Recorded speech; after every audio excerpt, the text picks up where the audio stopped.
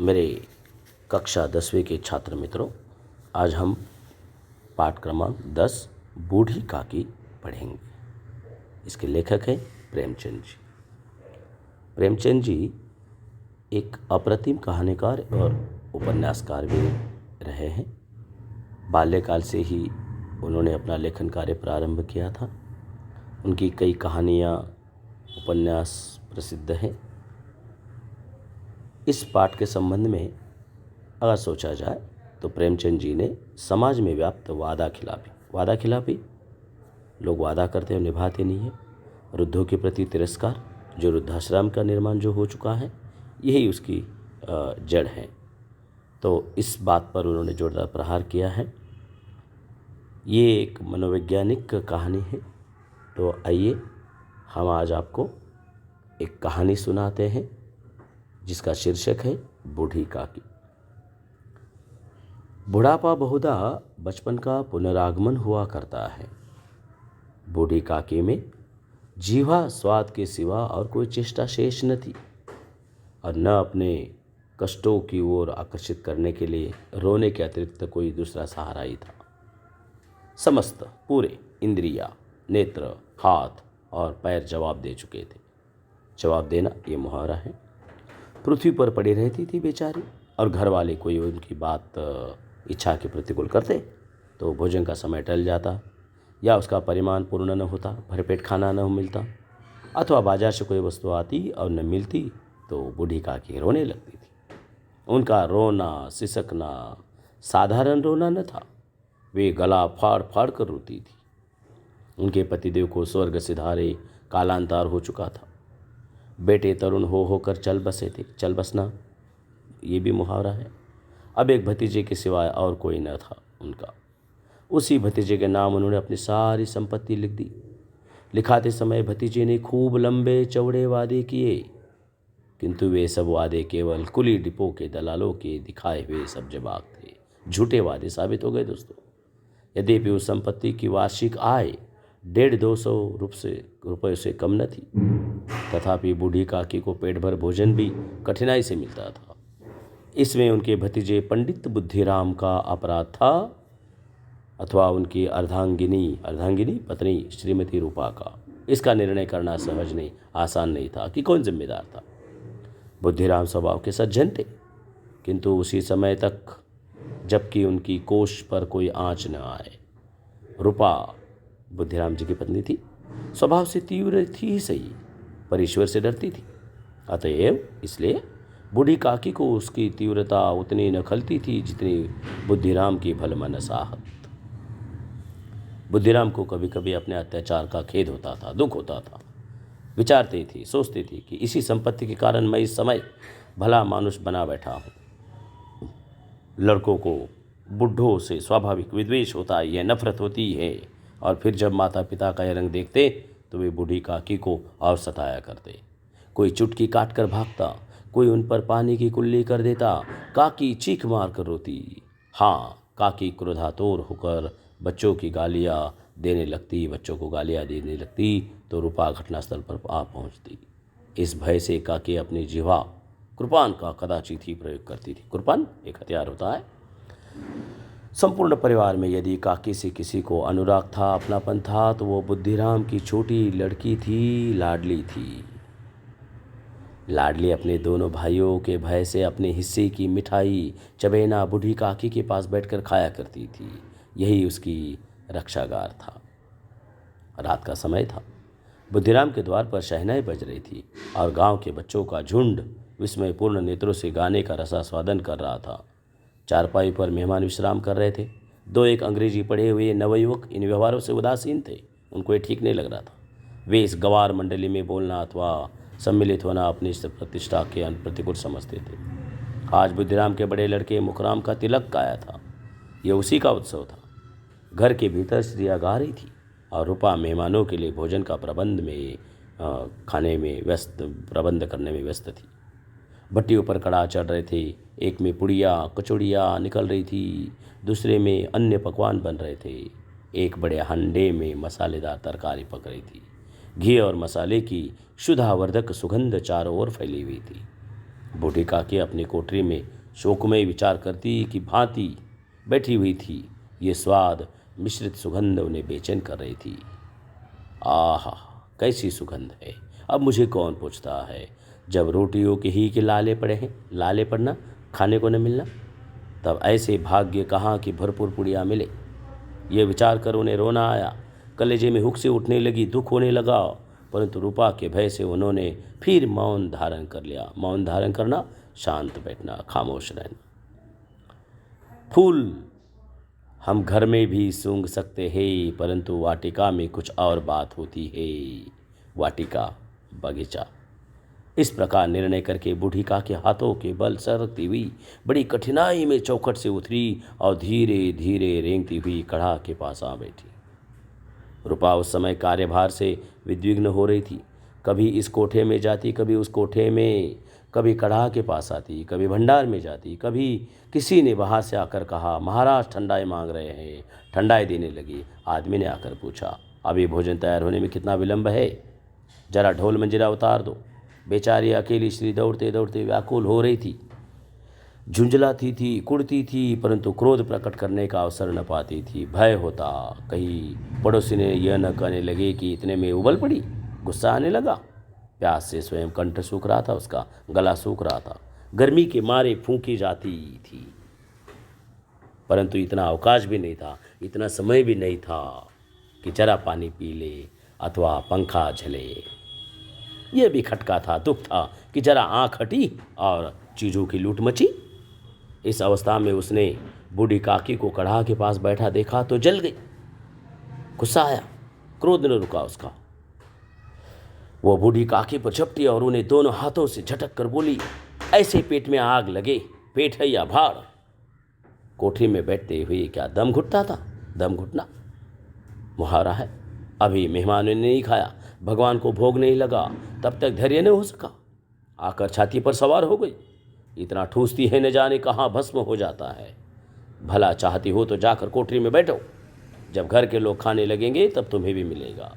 तुम कोई देवी नहीं हो कि चाहे किसी के मुंह में पानी न जाए, परंतु तुम्हारी पूजा पहले ही हो जाए। बूढ़ी काकी अपनी कोठरी में जाकर पश्चाताप कर रही थी कि मैं कहाँ से कहाँ पहुँच गई। उन्हें रूपा पर क्रोध नहीं आया था, अपनी जल्दबाजी पर दुख था।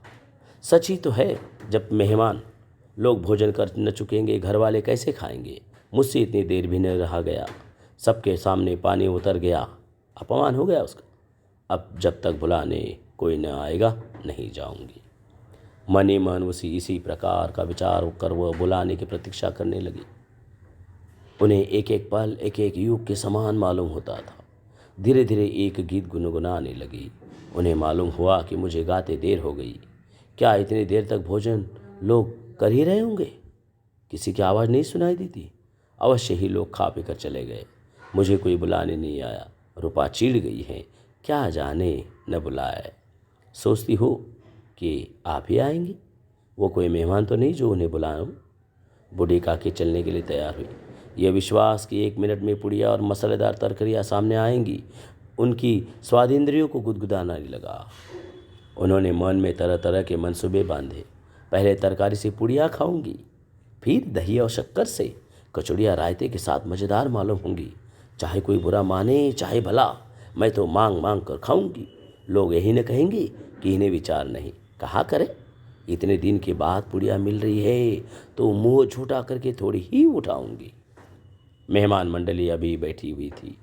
कोई खाकर उंगलियां चाटता था, कोई तिरछे नेत्रों से देखता था कि और लोग अभी खा रहे हैं या नहीं। कोई इस चिंता में था कि पत्तल पर पुड़िया छूटी जाती है, किसी तरह इन्हें भीतर रख लेता। कोई दही खाकर जीभ चटकारता था, परंतु दूसरा दोना मांगते संकोच करता था कि इतने में बूढ़ी काकी रेंगती हुई उनके बीच में जा पहुंची। कई आदमी चौंक कर उठ खड़े, पुकारने लगे, अरे ये बुढ़िया कौन है? ये कहाँ से आ गई? देखो किसी को छू न दे। पंडित बुद्धिराम काकी को देखते ही क्रोध से तिलमिला गए। पुड़ियों का थाल लिए खड़े थे, थाल को जमीन पर पटक दिया और जिस प्रकार निर्दयी महाजन अपने किसी बेईमान और भगोड़े कर्जदार को देखते ही झपट कर उसका टेटुआ पकड़ लेता है, उसी तरह लपक उन्हें अंधेरी कोठरी में धम से पटक दिया। आशा रूपी वाटिका लू के एक झोंके में नष्ट विनष्ट हुई। मेहमानों ने भोजन किया, घर वालों ने भोजन किया, परंतु बूढ़ी काकी को किसी ने न पूछा। बुद्धिराम और रूपा दोनों ही बूढ़ी काकी को उनकी निर्लज्जता के लिए दंड देने का निश्चय कर चुके थे। उनके बुढ़ापे पर, दीनता पर, हतज्ञान पर किसी को करुणा न आई। अकेली लाडली उनके लिए कूड़ रही थी। लाडली को काकी से अत्यंत प्रेम था। बेचारी भोली लड़की थी। बाल विनोद और चंचलता की उसमें गंध तक न थी। दोनों बार जब उसके माता पिता ने काकी को निर्दयता से घसीटा तो लाडले का हृदय ऐंठ कर रह गया। वो झुंझला रही थी कि ये लोग काकी को क्यों बहुत सी पुड़िया नहीं देते। उसने अपने हिस्से की पुड़िया बिल्कुल न खाई थी। अपनी गुड़ियों की पिटारियों में बंद रख कर रखी थी। उन पुड़ियों को काकी के पास ले जाना चाहती थी। उसका हृदय अधीर हो रहा था। बूढ़ी काकी मेरी बात सुनते उठ बैठेंगी, पुड़िया देखकर कैसे प्रसन्न होंगी, मुझे खूब प्यार करेगी। रात के 11 बज गए थे। रूपा आंगन में पड़ी सो रही थी। लाडली की आंखों में नींद न आती थी। काकी को पुड़िया खिलाने की खुशी से उसे सोने न देती थी। उसने पुड़ियों की पिटारी सामने ही रखी थी। जब विश्वास हो गया कि अम्मा सो रही है तो अपनी पिटारी उठाई और बूढ़ी काकी की कोठरी की ओर चली। सहसा कानों में आवाज आई, काकी उठो, मैं पुड़िया लाई हूँ। काकी ने लाडली की बोली पहचानी, चटपट उठ बैठी। दोनों हाथों से लाडली को टटोला और उसे गोद में बैठा लिया। लाडली ने पुड़िया निकाल कर दी। काकी ने पूछा, क्या तुम्हारे अम्मा ने दी है? लाडली ने कहा, नहीं, ये मेरे हिस्से की है। काकी पुड़ियों पर टूट पड़ी। 5 मिनट में पिटारी खाली हो गई। लाडली ने पूछा, काकी पेट भर गया? जैसे थोड़ी सी वर्षा ठंडक के स्थान पर और भी गर्मी पैदा कर देती है, उसी भांति इन थोड़ी पुड़ियों ने काकी की क्षुधा और इच्छा को और उत्तेजित कर दिया था। बोली, नहीं बेटी, जाकर अम्मा से मांग लाओ। लाडली ने कहा, अम्मा सोती है, जगाऊंगी तो मारेंगी। काकी ने पिटारी को फिर टटोला। उसमें कुछ खुरचन गिरे थे। उन्हें निकाल कर वे खा गई। बार बार ओंठ चाटती थी, चटकारे भरती थी। हृदय महसूस रहा था कि और पुड़िया कैसे पाऊं। संतोष सेतु जब टूट जाता है तब इच्छा का बहाव अपरिमित हो जाता है। मतवालों को मत का स्मरण करना उन्हें मंदांध बनाता है। काकी का अधीर मन इच्छा के प्रबल प्रवाह में बह गया। उचित और अनुचित का विचार जाता रहा। वे कुछ देर तक उस इच्छा को रोकती रही। सहसा लाडली से बोली, मेरा हाथ पकड़कर वहां ले चलो जहां मेहमानों ने बैठकर भोजन किया है। लाडली उनका अभिप्राय समझ न सकी। उसने काकी का हाथ पकड़ा और ले जाकर झूठे पत्तलों के पास बैठा दिया। दीन क्षुधातुर हतज्ञान बुढ़िया पत्तलों से पुड़ियों के टुकड़े चुन चुन कर भक्षण करने लगी। ओह, दही कितना स्वादिष्ट था, कचौड़ियाँ कितनी सलोनी, खस्ता कितना सुकोमल। काकी बुद्धिहीन होते हुए भी इतना जानती थी कि मैं वह काम कर रही हूँ जो मुझे कदापि न करना चाहिए। मैं दूसरों की झूठी पत्तल चाट रही हूँ, परंतु बुढ़ापा, तृष्णा रोग का अंतिम समय है जब संपूर्ण इच्छाएं एक ही केंद्र पर आ लगती हैं। बूढ़ी काकी में यह केंद्र उनकी स्वादिंद्रिया थी। ठीक उसी समय रूपा की आंखें खुली। उसे मालूम हुआ कि लाडली मेरे पास नहीं है। वह चौंकी, चारपाई के इधर उधर ताकने लगी कि कहीं नीचे तो नहीं गिर पड़ी। उसे वहां न पाकर वह उठी तो क्या देखती है कि लाडली झूठे पत्तलों के पास चुपचाप खड़ी है और बूढ़ी काकी पत्तलों पर से पुड़ियों के टुकड़े उठा उठा कर खा रही है। रूपा का हृदय सन्न हो गया। परिवार का एक बुजुर्ग दूसरों की झूठी पत्तल टटोले, इससे अधिक शोकमय दृश्य असंभव था। पुड़ियों के कुछ ग्रासों के लिए उसकी चचेरी सास ऐसा पतित और निकृष्ट कर्म कर रही है। ऐसा प्रतीत होता, ऐसा मालूम होने लगा उसको, मानो जमीन रुक गई, आसमान चक्कर खा रहा है, संसार पर कोई आपत्ति आने वाली है। रूपा का क्रोध न आया, रूपा को क्रोध नहीं आया, गुस्सा नहीं आया।